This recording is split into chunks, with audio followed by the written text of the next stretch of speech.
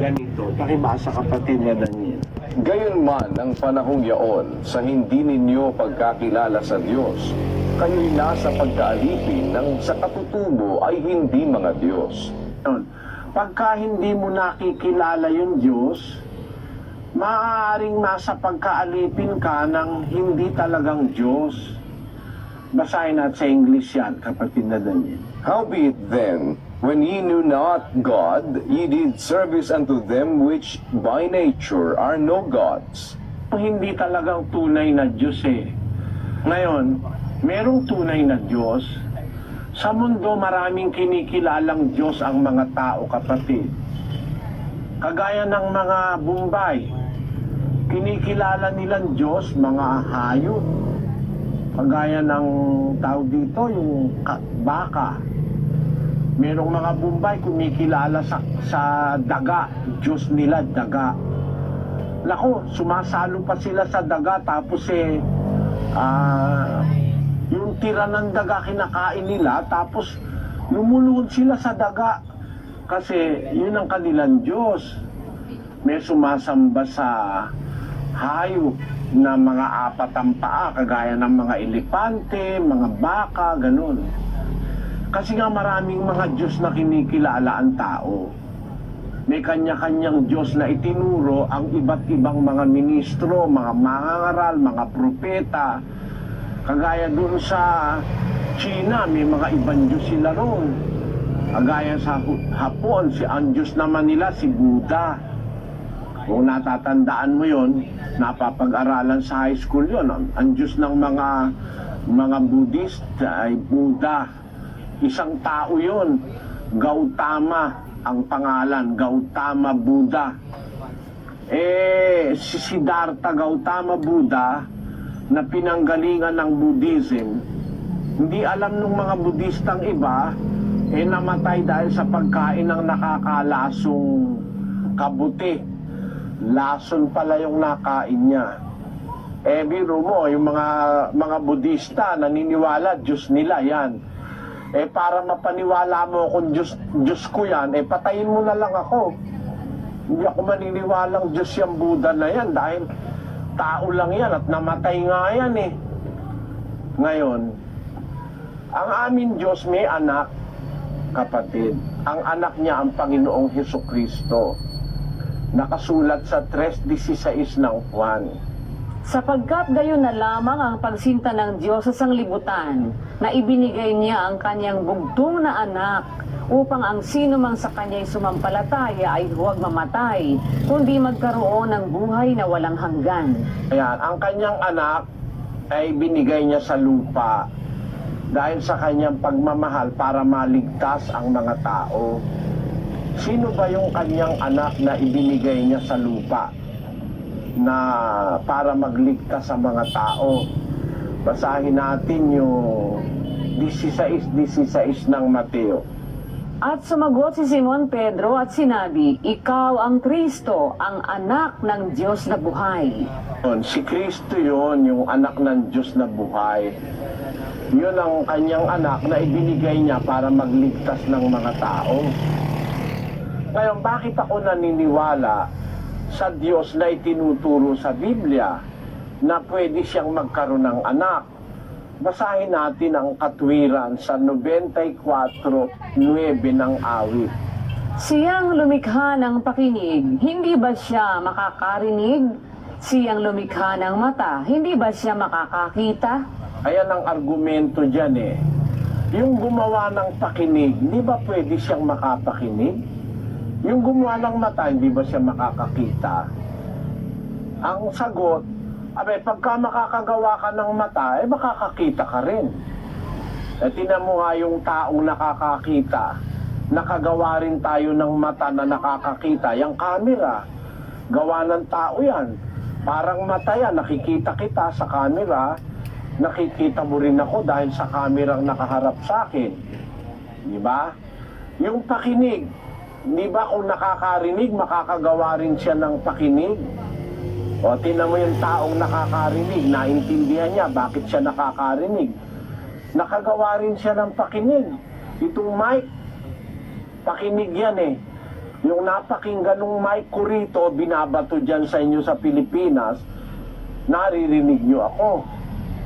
Kaya kung yung Diyos ay nakagawa ng pakinig, pwede ba siyang makarinig?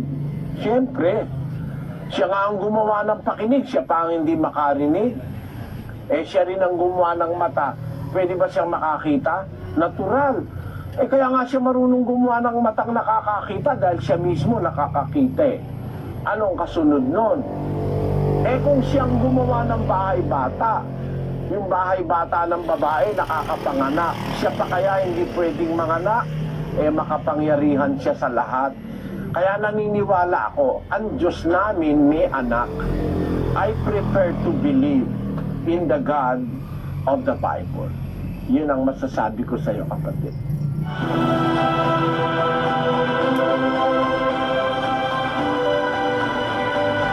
Pag meron kang Kristo sa buhay, pag dumadating ang tribulation, nagagalak ka pa eh.